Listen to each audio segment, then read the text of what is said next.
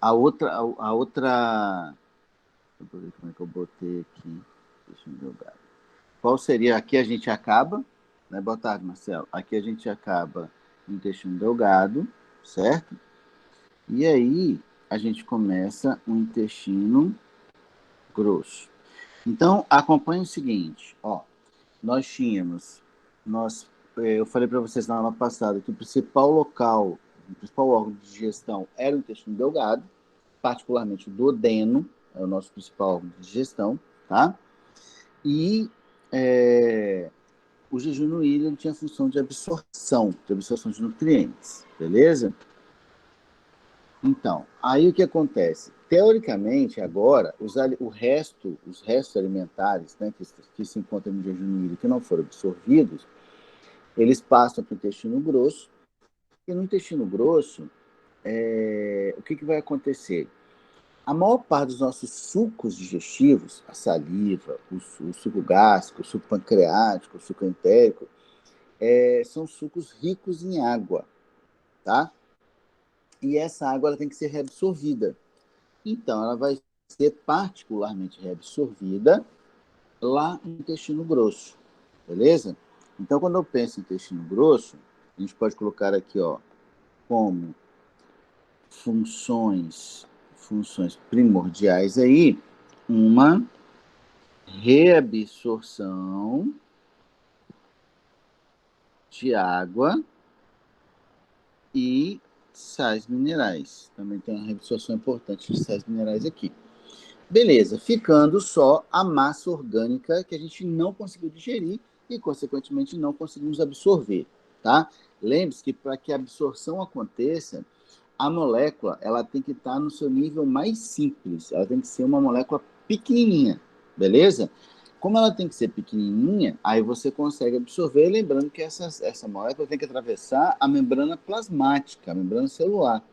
Então, se ela for grande demais, a membrana não dá conta de permitir essa travessia, beleza? E aí, esse resto vai embora via intestino grosso e vai virar o bolo fecal. Depois que eu remover a maior parte dessa água e a maior parte desses sais, eu tenho a formação do bolo fecal. O que sobra é o que a gente chama de bolo fecal.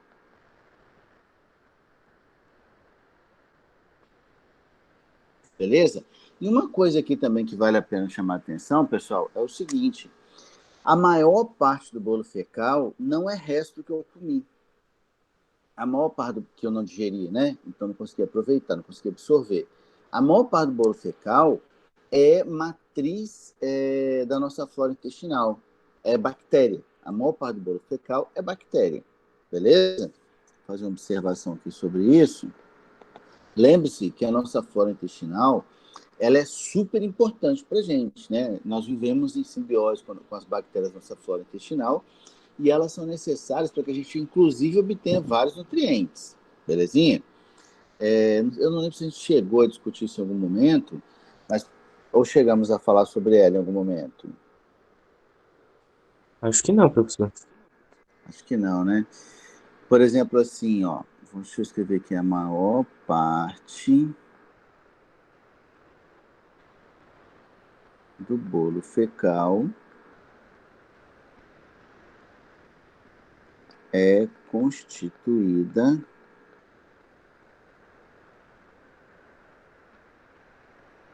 pela nossa flora intestinal.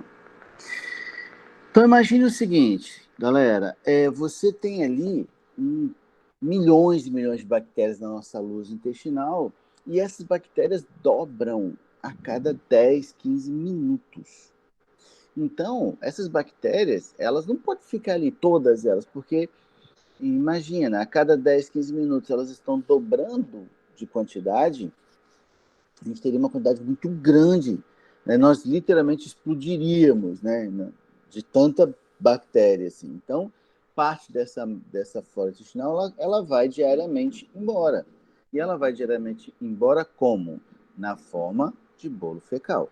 Beleza? Boa parte do bolo fecal é justamente essas colônias, essa matriz bacteriana que a gente mantém viva no intestino. É tranquilo imaginar isso que eu estou falando? Faz sentido isso para vocês? Ou não? Faz. Faz sentido? Tá de boa? Beleza. Uma outra coisa importante também é o seguinte. Por exemplo, vocês, em condições normais, o bolo fecal ele tem uma cor bem característica, né? Essa coloração para vocês conseguem imaginar aqui devemos essa cor? Por que o bolo fecal tem aquela cor que em condições normais tem? Consegue imaginar ou não? Não. Nem noção assim? Não. Por exemplo, assim, os alimentos que nós ingerimos têm cores diferentes, concorda? Normalmente, pelo menos. E o bolo fecal tem, em condições normais, tem sempre aquela mesma cor meio marrom, certo? Essa coloração, galera, é da bile. É a bile que a gente perde no bolo fecal. É a bile que dá essa coloração para o bolo fecal, tá? Então, a coloração do bolo fecal se deve à bile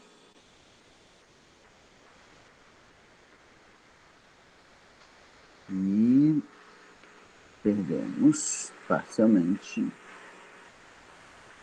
a bile que parcialmente. Não, melhorar essa frase aqui. Que é parcialmente perdida. Uma parte da bile, galera, a gente reabsorve, beleza? Perdida. E vai embora junto com o bolo fecal, beleza? Então, assim, uma parte da bile a gente reabsorve, mas uma parte a gente perde. E essa bile perdida é o que vai dar aquela coloração. Por que eu tô falando isso? Porra, Enes, que papo é esse, né? Falando de cor de cocô. Que conversa é essa? Bom, eu tô falando isso pelo seguinte. Por exemplo, existem situações em que problemas hepáticos podem ser diagnosticados ou podem, pelo menos, levantar suspeitas, né, de estarem acontecendo pela cor do bolo fecal. Exatamente, Lucas, isso aí. Um caso clássico disso é a hepatite. O que é hepatite? É uma inflamação viral do fígado, correto? Que vai comprometer o seu pleno funcionamento. Então, a produção de bile, ela diminui mesmo, tá? Ela vai diminuir mesmo. Então, o que acontece? Quando a pessoa tem hepatite, a cor do bolo fecal é muito diferente. É muito, muito diferente. Pra vocês terem uma ideia, sabe aquela massinha que, eu não sei se tem tempo que eu não vejo, para falar a verdade, que antigamente se colocava em janela, no vidro da janela, para prender o vidro na janela? Vocês chegaram a ver isso já? É da época de vocês? Que é da minha época, né? Não lembro. Quer ver? É porque eu não tenho nada com essa cor aqui. Mas as fezes, elas não seriam marrons, elas são muito claras. Mas quando eu falo clara, é clara mesmo, é clara de verdade. Eu tenho alguma coisa parecida aqui, ó. As fezes, ao invés de ter um laranja mais claro que isso aqui ainda. Não, então, Pamela, mas tipo assim, a do cachorro, a cor, ela tá muito influenciada pela ração, né?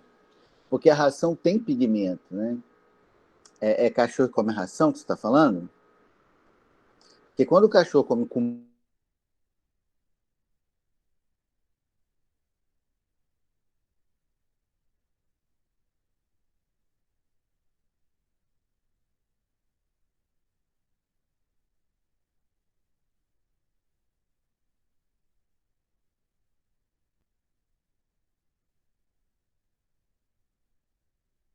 uma coisa errada, beleza? Que tem alguma coisa errada.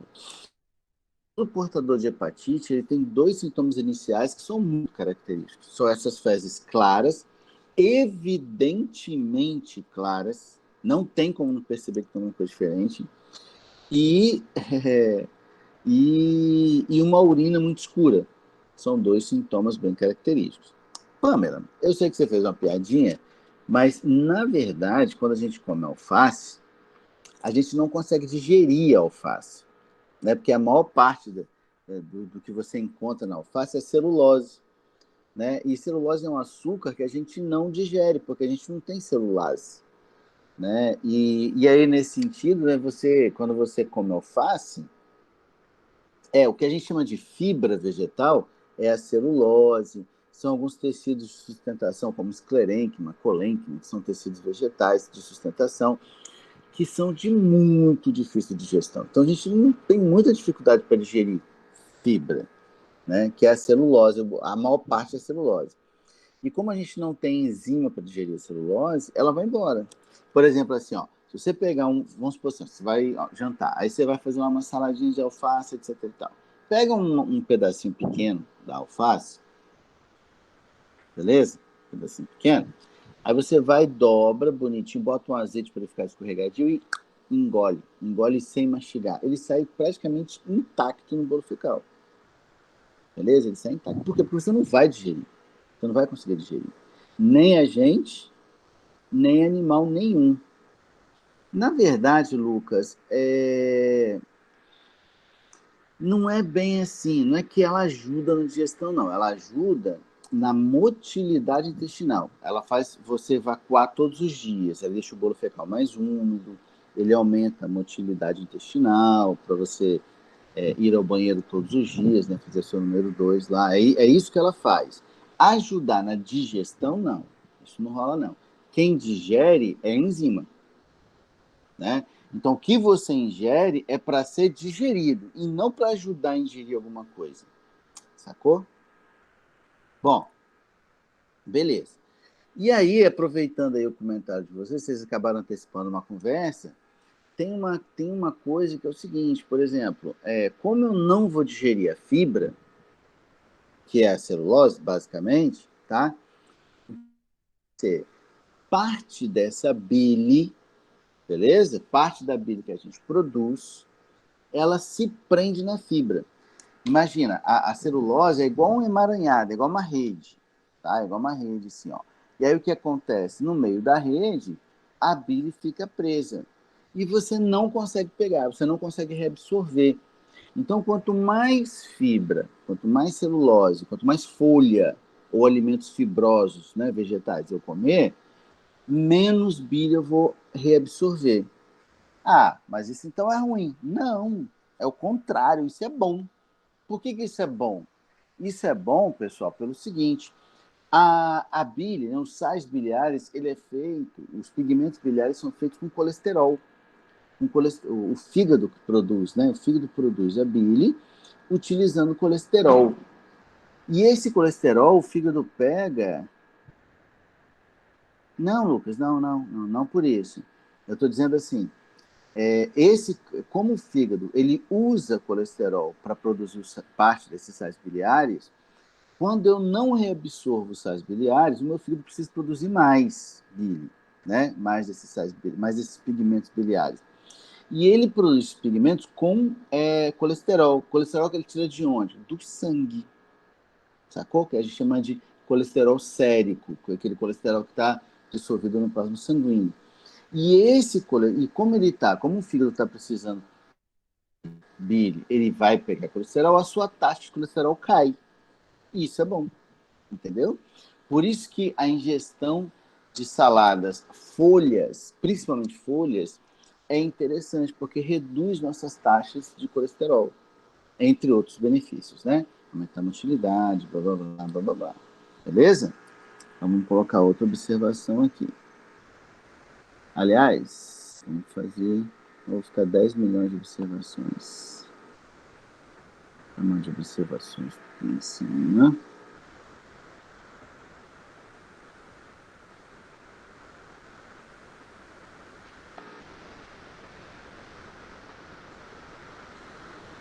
Sério, Pamela? Mas o que você está chamando de lá nas alturas?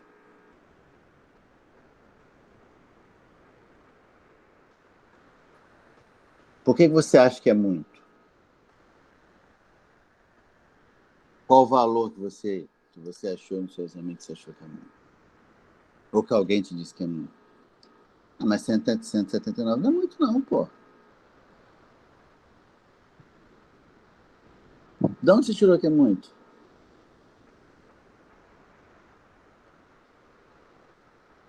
Não, mas colesterol você produz, né? Parte do colesterol que a gente tem, o colesterol que a gente tem, Pamela, tem duas origens. É o que eu como e é o que eu produzo. Eu preciso produzir colesterol. Por exemplo, assim, não, vamos lá, vamos por partes. A gente vai chegar lá. É até, na idade de vocês, é até mais baixo, eu acho.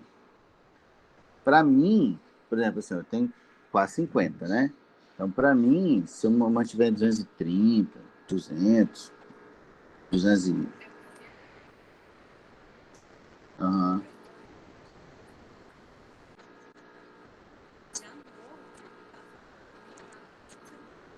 Você tem quantos anos?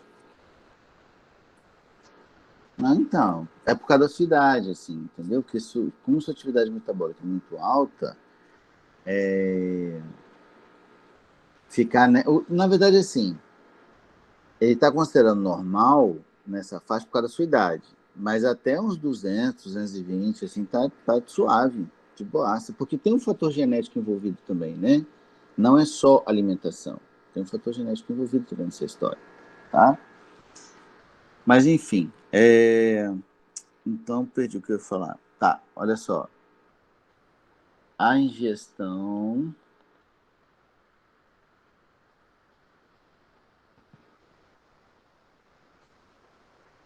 de fibras vegetais.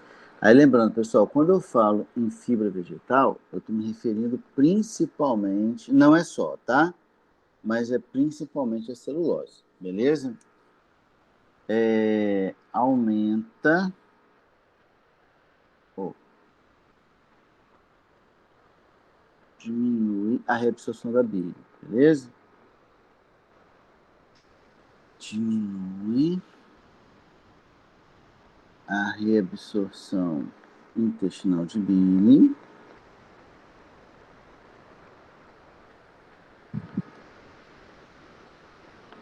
De bile. E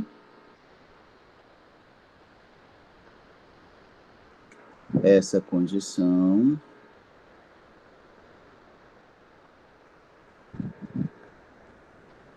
é favorável, né?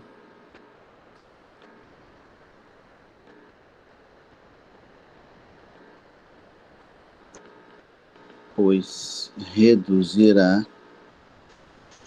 E aí, quando eu falo aqui, galera, eu estou pegando assim, né? A média das pessoas, tá? Pois reduzirá a taxa de colesterol sério. Vamos lá, galera. Só para reforçar a ideia aqui, por que isso acontece mesmo?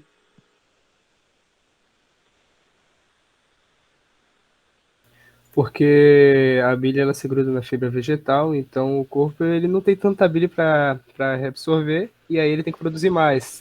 Precisa de colesterol para poder produzir mais e aí ele tem que tirar esse colesterol do sangue aí, então diminui as taxas. Perfeito, perfeito. É exatamente isso, beleza? Aproveitando aí o comentário da Pamela, a origem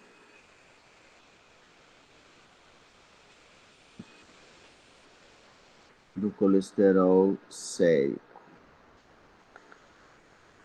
Eu tenho uma origem exógena, que é a nossa alimentação,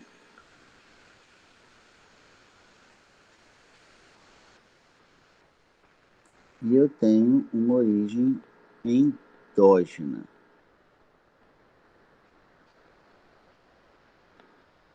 A própria célula produz. Beleza? Para ser mais específico, vamos lembrar da primeira série, revisão da primeira série, Qual organela celular que produz colesterol?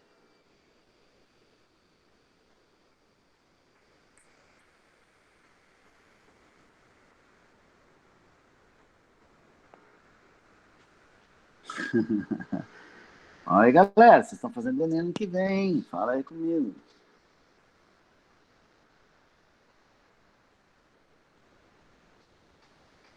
Ninguém? Então, a célula produz por meio de uma organela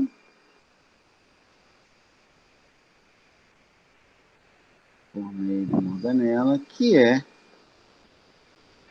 o retículo endoplasmático liso ou agranular. Belezinha?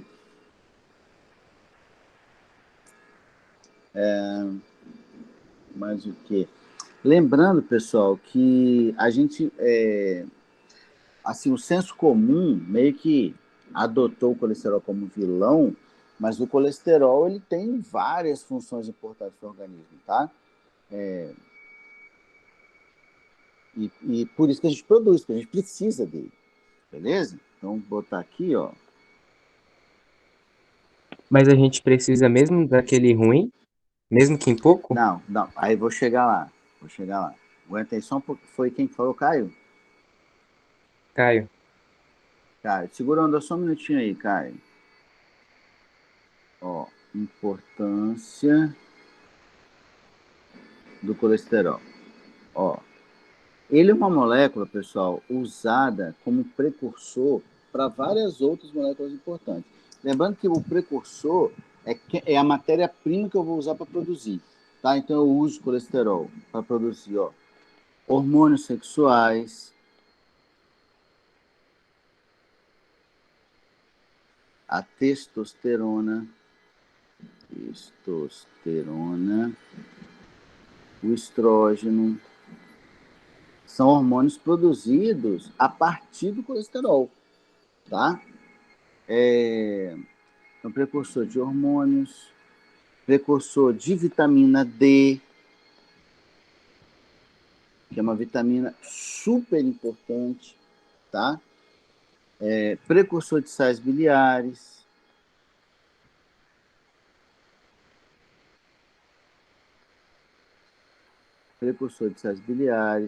ele é um constituinte da membrana plasmática. Imagina, todas as nossas células têm.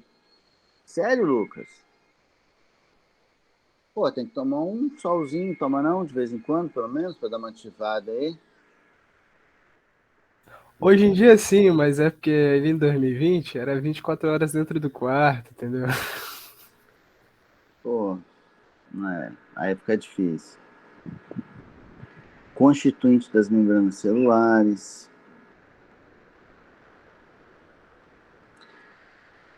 Então, assim, e lembrando, galera, que, na verdade, quando o nosso corpo produz, ele produz uma forma da vitamina D, porque, na verdade, gente, a vitamina D nem é uma vitamina, para falar a verdade assim, tá? A gente enquadrou ela como vitamina por conta da importância fisiológica que ela tem, beleza?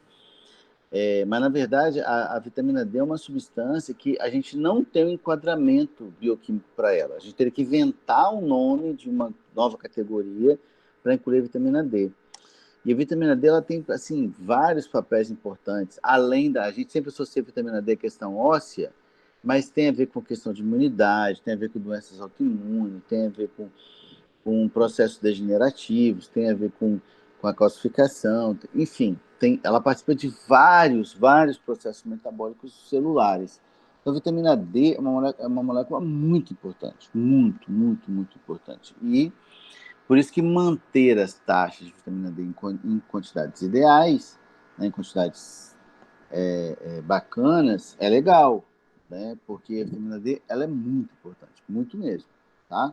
Mais que todas as outras, inclusive, beleza? Pelo rol de atividades que ela desempenha dentro da célula, tá bom? Caio, respondendo a sua pergunta aí. Olha só, quando a gente fala de colesterol bom e colesterol ruim, vou botar assim, bom e ruim, ruim não, né? Bom e mal, sei lá como fala.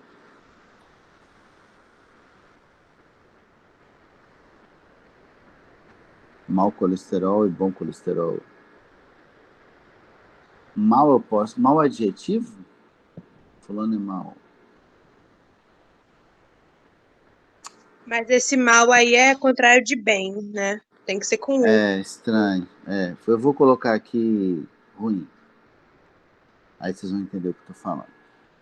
Quando eu falo colesterol bom e ruim, na verdade, gente, a gente não está falando do colesterol em si. A gente está falando da molécula que transporta o colesterol, tá? Quando a gente fala de bom colesterol, a gente está falando do HDL, e o colesterol ruim, a gente está falando do LDL. Na verdade, o HDL e o LDL não são moléculas lipídicas, são moléculas proteicas. São proteínas plasmáticas, né, no plasma sanguíneo, que transportam o colesterol, tá? Então, ó, HDL e LDL são, a gente chama de lipoproteínas plasmáticas. Ou seja, lipoproteínas presentes no plasma sanguíneo, tá? Por que eu falo que o HDL é bom?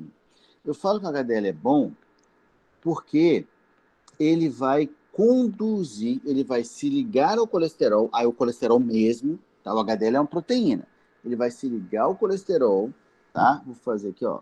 Vou representar aqui o meu HDL. Beleza? Ele vai se ligar ao colesterol sanguíneo e vai conduzir esse colesterol até o nosso fígado, principalmente. E lá no fígado eu vou dar uma destinação para ele, tá? Vai virar sais biliares, enfim, ele vai ser usado. Eu estou tirando ele do sangue, tá certo? Eu estou tirando ele do sangue.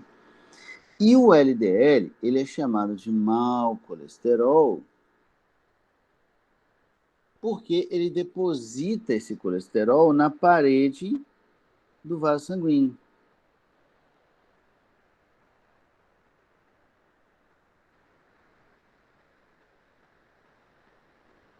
Parede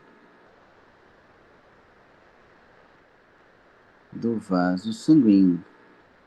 Pô, Renes, mas para que ele faz isso? Ele faz isso porque foi o que eu falei, né? O colesterol ele tem muitas funções. Por exemplo, assim, os nossos endotélios, que são os tecidos que forram os vasos sanguíneos, eles sofrem lesão o tempo todo. Então, essas células precisam serem regeneradas o tempo inteiro também. Então, eu preciso mesmo desse colesterol. Pra vocês terem uma ideia, galera, a proporção de HDL e de LDL é de 1:3. Então, na verdade, eu tenho mais LDL que HDL. É normal eu ter, tá? Justamente porque eu preciso dele. O problema não é eu ter muito LDL, para falar a verdade. O problema é eu ter eu perder essa proporção que eu botei. Eu ter 6 LDLs para cada 2, tá de boa. Eu ter 9 para cada 3, tá de boa. O que não pode é eu ter 9 LDL e 1 HDL, entenderam? Isso que não pode. Isso que é ruim. Perder essa proporção que é ruim. Entenderam o que eu falei? Foi confuso. Deu pra entender, sim. Entendeu? Então, o ruim é variar isso, é jogar o LDL para cima e manter o HDL na mesma posição. Ou subir o LDL e baixar o HDL. Então, ou só baixar o HDL. Sair dessa proporção que é ruim. Por quê? Porque quando eu saio dessa proporção, né, vamos botar assim, tá? Deixa eu botar deixa eu trocar de cor aqui. Então, por exemplo, se eu saio dessa proporção, caiu meu HDL. Pior cenário, né? Caiu meu HDL, aumentei o meu LDL. Então, o que vai acontecer? A quantidade de colesterol depositada na parede dos vasos, aí aumenta muito. Aí aumenta desproporcionalmente. E aí, o que acontece? Isso acaba aumentando aí o percentual de doenças cardiovasculares.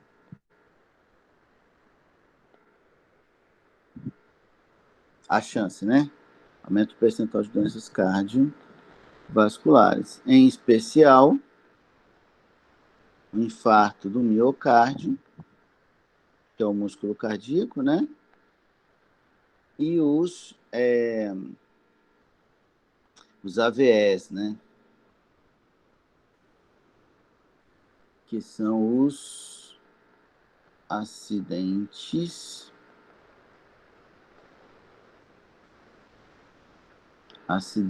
vasculares encefálicos.